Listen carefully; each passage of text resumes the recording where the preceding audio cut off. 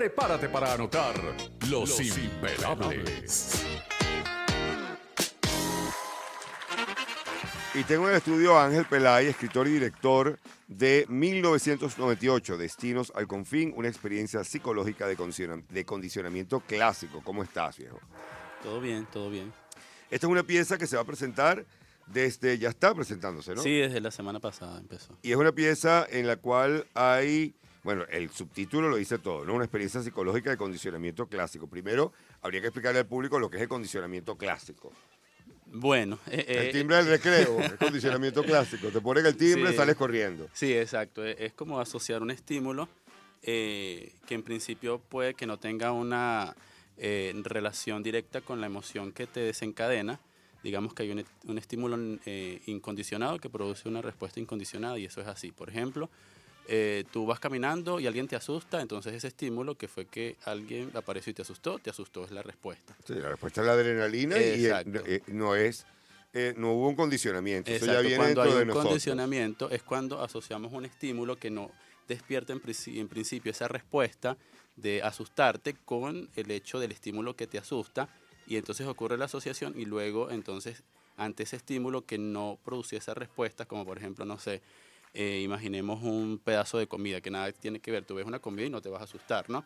Pero si yo asocio siempre esa galleta y te asusto en ese momento en el que pongo la galleta, luego cuando presente la galleta, pues posiblemente sientes la sensación del miedo. Entonces a eso le Sí, llaman o si tienes un condicionamiento. papá que cuando era la hora de comer y tú no querías comerte algo, se generaba un pánico tal que te hacías número uno. Pero no hablemos de mí. Entonces, en este caso, tú tienes una pieza de la cual eres escritor y director y hay un trabajo alrededor de dos migrantes con condiciones o características físicas distintas, con Mira, condicionamientos distintos. no, son dos jóvenes que tienen características parecidas y características opuestas. Entonces Ok. hablamos de dos chamos que tienen la misma edad, que vienen del mismo país, que estudiaron la misma carrera, que emigran. Y sus opuestos son que si su identidad sexual, su Color fenotipo, de piel. exacto, Ok. sus condiciones sociales, económicas y cómo llegan al otro lugar. Y entonces allá ocurre un delito que los implica a los dos y entonces empieza a ocurrir un juicio donde el público forma parte decidiendo quién es el culpable o no. Y Ah, muy dentro de la bien. puesta, entonces el tema del condicionamiento clásico está en la puesta escénica, donde se utilizan estímulos aversivos, estímulos que son apetitivos, todo esto tiene que ver con condicionamiento clásico. La idea no es que tengan que saber Tú de estos necesitabas un términos laboratorio y te científicos. lanzaste el pino y si me meto un público en una sala y les meto una pieza de teatro Exacto. para hacer mis pequeños experimentos psicológicos. Para ver si funciona el tema del condicionamiento y lo interesante es que en las 4 funciones que hemos tenido ha funcionado. Y han salido resultados distintos. Sí, Eso es de acuerdo a lo que estamos condicionando en la hay puesta. varias piezas que a lo largo de los últimos años han tocado este tema de la interactividad, del juicio, hasta ahorita Los Pálidos. Y yo creo que, no sé si estás de acuerdo conmigo, que tiene que ver también con la interactividad a la que nos hemos acostumbrado con las redes. Es decir, todos ya hemos asumido que tenemos el derecho de interactuar con las redes como si fueras un público impertinente de comedia, ¿no? Que tiene derecho a levantar la mano, a decir yo no, a mí no me pasa eso. Y el teatro está buscando la manera de acoplarse a eso. Mira, a mí siempre me ha interesado, me ha llamado la atención el tema de qué siente el público que va al teatro y se tiene que quedar siempre sentado como un ente pasivo recibiendo lo que Detrás de una cuarta pared. exacto, lo que le da el otro, ¿no? Que en realidad la invitación que se le hace al público es a ser boyerista. Es decir, una persona que está viendo casi que a través de una ventana, una realidad Ujú. con la cual no, en la cual, que no lo ven. Y por eso el rompimiento de la cuarta pared es una cosa revolucionaria en el siglo Sí, pasado. fue Pero en general lo trascendental. que nos pedían era que Quedarnos fuéramos ahí, pasivos. ahí espectadores, literal. Pero a mí me pasaba algo interesante que era cuando, o sea, yo siempre he ido a ver teatro y me ha gustado la actuación. Yo soy psicólogo y también soy actor.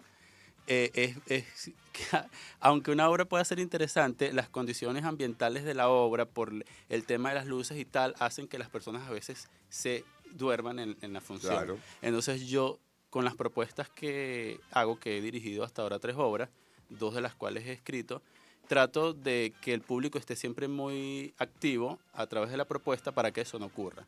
Entonces anteriormente dirigí una obra que se llama Señorita Catarina, que también la escribí.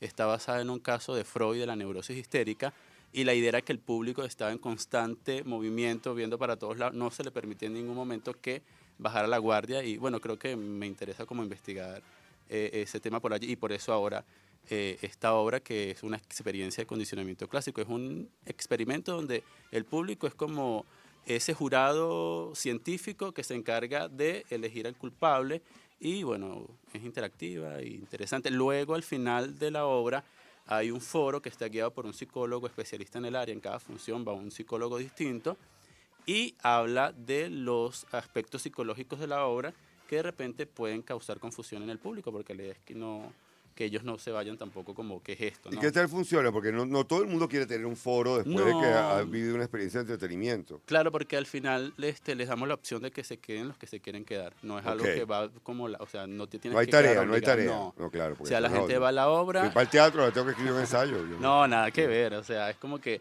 si quieres quedarte en el foro te puedes quedar y lo interesante es que la gente se queda porque siempre tiene dudas. Además que lo psicológico siempre nos llama la atención porque se trata de nuestro funcionamiento, de nuestro comportamiento. Es increíble. Todo. Yo tengo un podcast y pusimos un título hace 2 o 3 episodios, Trucos Psicológicos.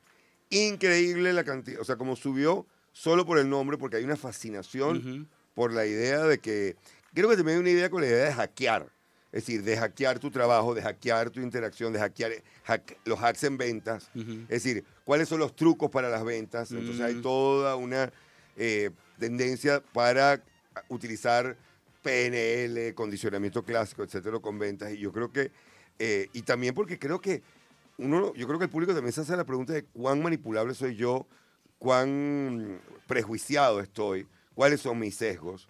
¿Qué sale ahí con el público? Sí, no, todo eso de lo que habla sale porque la gente que termina actuando como jurado, pues en cierta manera es como que vive una experiencia de actuación a la que no estaba dispuesto, no estaba preparado para vivir y además empieza como a cuestionarse por qué tomé esta decisión, que yo terminé siendo condicionado o no terminé siendo condicionado y luego lo asocian a situaciones de su vida cotidiana donde ocurre constantemente, Claro. desde las relaciones interpersonales, relaciones de pareja, cualquier tipo de relaciones y te das cuenta que es muy cotidiano y no lo sabes, o sea, hasta en la publicidad está. Y son cosas que nosotros terminamos como ejecutando como maquinitas y no nos damos cuenta, pero cuando tomas conciencia de eso dices, ah, te Y- quedas como ¿Y reflexionando. hay alguien que haya cambiado de opinión al final de la pieza, que de repente comenzó opinando de una manera y luego opina de otra o tiene conflicto, o después del foro dice, ya va, no, entonces yo pienso algo distinto, Sí, después del foro normalmente empiezan a salir otras cosas. cambian de opinión? Más que cambiar de opinión es que empiezan como a entender cómo fueron o han sido manipulados por el ambiente, nombrando ambiente cualquier cosa externa Claro, a la es persona. que a veces se nos olvida que el ambiente puede ser hasta las mismas redes, Ujú. como están planteadas. Tú eres psicólogo y te has lanzado, pero no te ha interesado meterte, a ver, veo que escribes tus piezas, Ujú. pero antes de eso montaste piezas de otros, inclusive en tu formación, o siempre has estado como muy vinculado a tu propia dramaturgia. Mira, siempre he sido actor, desde hace mucho tiempo, antes de ser psicólogo, hace mucho tiempo. Y solo he dirigido 3 obras, de las cuales una la dirigí en el Festival de Jóvenes Directores del Trasnocho, y fue una obra es un clásico de la dramaturga española que se llama Luces de Bohemia, de Valle Inclán. Claro, en Valle Inclán, por Exacto, favor. El dirigí esperpento. el esperpento, ajá, el esperpento, exacto. Y qué increíble lo vigente que es el esperpento en este Sí. momento. Para los que no tienen idea, vayan y busquen Luces de Bohemia.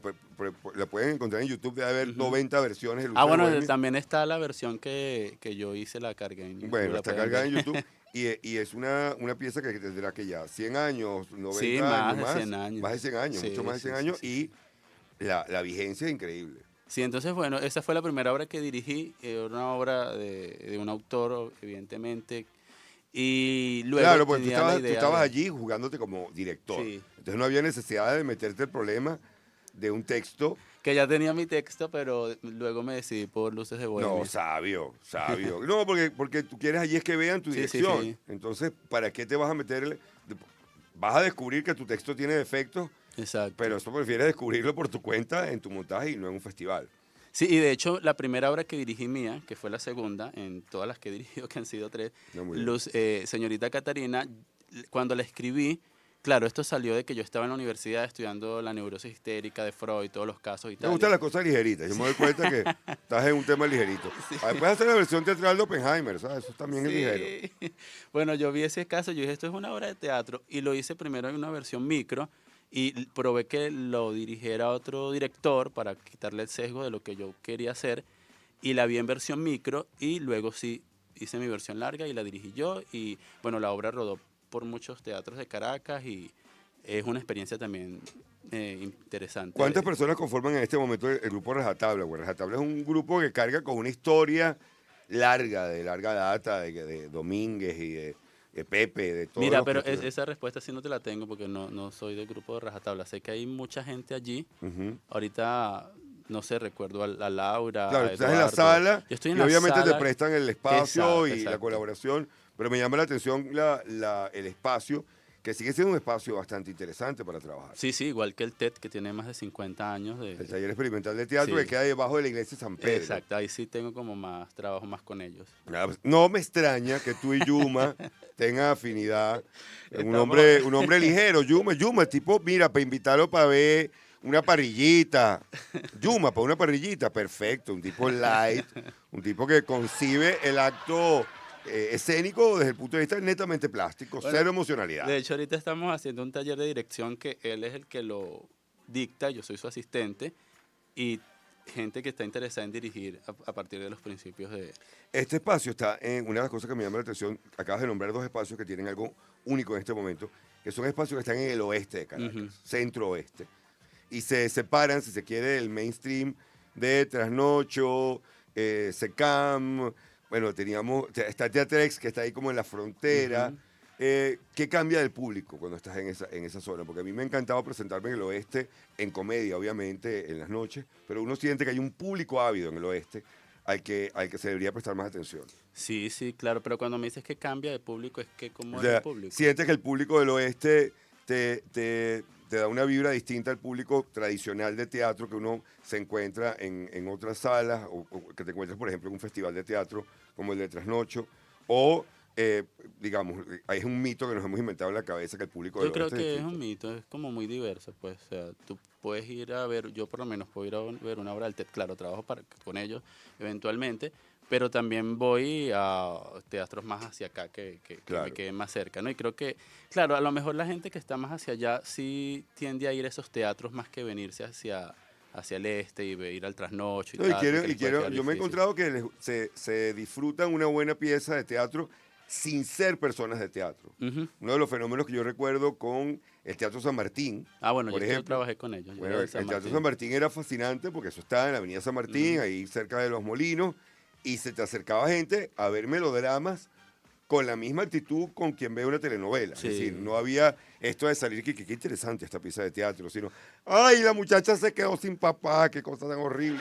Y a mí me encantaba, me parecía Sí, increíble. lo que pasaba ahí es que Gustavo, que era el que dirigía el teatro, él se dedicó a hacer un teatro como muy comunitario, o sea, comunitario a esa comunidad, llegar a Sí, esa orientado comunidad. hacia la comunidad. Y esa comunidad asistía y ahí tenían un público, había un público interesante Sí. de teatro, que no era gente que estaba interesado, como tú dices, en estos temas Sí, una exploración teóricos. estética o una Exacto, exploración nada que filosófica. ver. No, no, Y no. de hecho muchas de las obras que escribió Gustavo salían de situaciones de la comunidad, como por ejemplo Lírica, que es una obra que trata el tema de dos mujeres que intentan sacar a su hijo de la escuela porque resulta que los niños son amigos, pero el papá de uno de los niños mató al papá del otro. Ah, no, Entonces bueno, se genera una cosa ligerita. pero, vale, pero no solo que es una cosa ligera, sino es que es una cosa de una situación Cotidiana, real de la sí, sí. comunidad. Y Sí. así eran las obras de Gustavo. Yo creo que ahí hay todavía un espacio enorme para trabajar. Bueno, entonces ya saben, esto va a estar hasta el 30 de junio, jueves y viernes a las 6 de la tarde, sábados y domingos a las 5 en la Sala Rajatabla. Vamos a comprar las entradas En la taquilla del teatro. en la taquilla del teatro, Sala Rajatabla. Muchísimas gracias por estar con nosotros a Ángel Pelay. Y bueno, nosotros vamos a una pausa, muchachos. Bueno, vamos a una pausa.